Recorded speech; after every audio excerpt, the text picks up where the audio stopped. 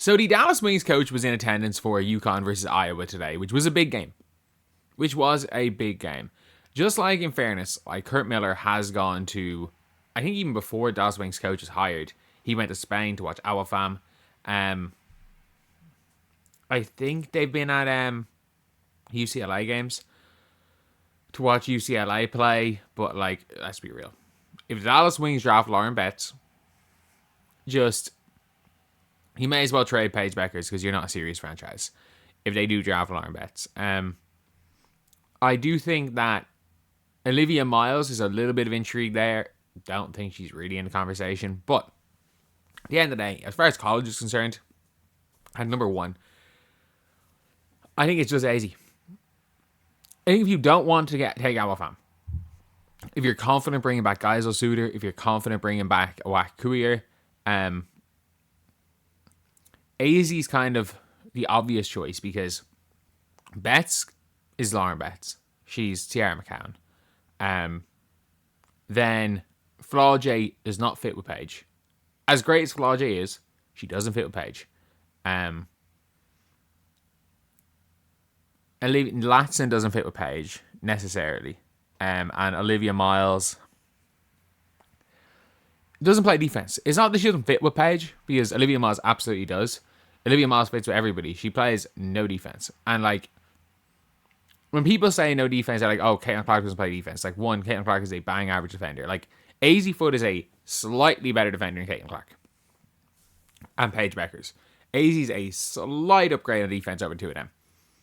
But like, they were all pretty okay defenders in college. Like, Azzi has been a very good defender at times this year. But it's different. It's different at the WNBA level. It is different.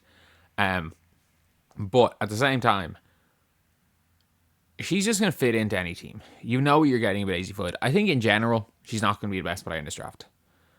But for Dallas Wings, you very rarely say draft for fit at number one. Unless that fit. And it's a weird scenario because I don't think Azzi's the best prospect, but she is the girlfriend of your star player. And that shouldn't be taken into account. Well, sorry, that shouldn't change anything. But she's also the best fit. And Dallas scouting this game, I think this is the first half and what happened at halftime. Sorry, there were moments in this game where I'm like, okay, yeah, you're not going to complain with Azzi number one. And even like, she was terrible in the first half. They're up 9. She hits a big shot to end the first half, a nice pull-up midi. And you're like, okay, she's been garbage. And she still hits a massive shot to make a double-digit game going into the half. And then comes out in the second half and has 21 points. So, it's one of those things where it's like, okay, this is her team now. Does she kind of need a system or some players to get her into positions to succeed? Yes, of course. But do you currently employ Paige Bueckers who will help Azzi Fudd succeed?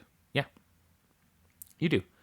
And if, like, obviously Caitlin Chen being on the floor helped get the best out of Paige and Azzi together, because let's be real, Paige didn't pass the ball to Azzi that much.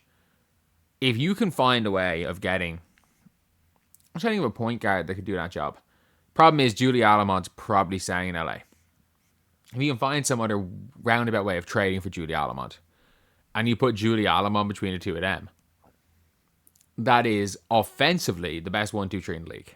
And then, if you don't want to do that, and you want to play Paige at the 1, you do kind of need to try to find a way of getting some sort of a passing offensive hub big, because if you are using Paige Bueckers exclusively as a point guard without any other creators around, without any other like passers around her, you're wasting everything good Paige Bueckers does off the ball.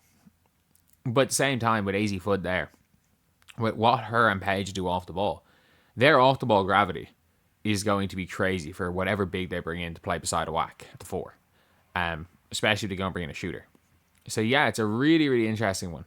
But I do think if you're coming at this game for your Fernandez, because the game that they went to, at the end of the day, you're not purely judging based on how you've seen at games in person, because player can have a good game, player can have a bad game. Like, I don't think if Azzi Fudd let's just say Azzi Fudd had stunk it up for at the start of the second half, and UConn go up 30, and they bench her the rest of the game, and she has 11 points. And I wouldn't say necessarily that she's not number one because of that. Just like I don't think because she stepped up, she is number one. Same with Awafam. They showed up to an Awafam game where they were going to win by 50 anyway, and Kale Alexander played most of the minutes, and Awafam didn't do anything. So it's one of those things where, for me anyway, I think if you are Dallas, I still think Awafam is the best player in this draft.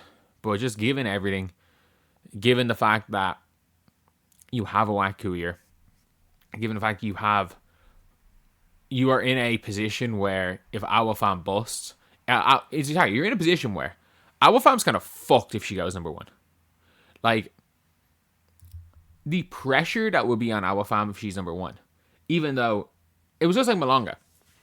I think most of us will agree Dominique Malonga has higher potential than Paige Bueckers. And that's not saying Paige Bueckers isn't going to be unbelievable. Dominique Malonga has the potential to be the greatest player to ever play. Paige Bueckers doesn't. And Malonga has averaged, 7 points per game as a rookie and was garbage for 20 games. But had she gone number one, oh my God, the conversations would have been different. Whereas she was allowed to kind of play her way into it a bit as a rookie, and by the end, she outplayed Angel Reese in the playoff game. And if Skylar Diggins had actually just had her head up and saw Malonga standing under the basket with her hands up for a wide open layup to win the playoffs, she would have beaten Angel Reese in the playoff series with her being one of the main players as a 19-year-old. So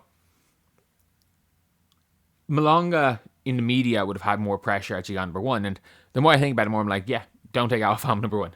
For her own sake, for her own career, because I do think Awafam's going to be the best player in this draft. But for the Dallas Wings, who seem like they want to be good sooner rather than later, it doesn't seem like the Wings are tanking for another year. Even though I think they should. I think you were so bad last year that if you just don't make the playoffs this year, there's a good chance you can take Madison Booker or Michaela Williams, or I think you could take Madison Booker and transform her into like a small ball 4 and this like offensive hub 4, and she could be ridiculous, and you just need some size mobile centering of small ball and just blitz teams. But look, it is what it is. It looks like they're going for it, and look, if you're going for it, you're gonna draft Azzi Fudd. I would be shocked to see anyone other than Azzi Fudd go number one, purely because I think the players that I would take over Azzi Fudd from a talent perspective, Flau'jae, Pham. That's probably it, to be honest. Don't fit well with Paige. And also, let's be real, Azzi Fudd as a super senior has been fucking brilliant.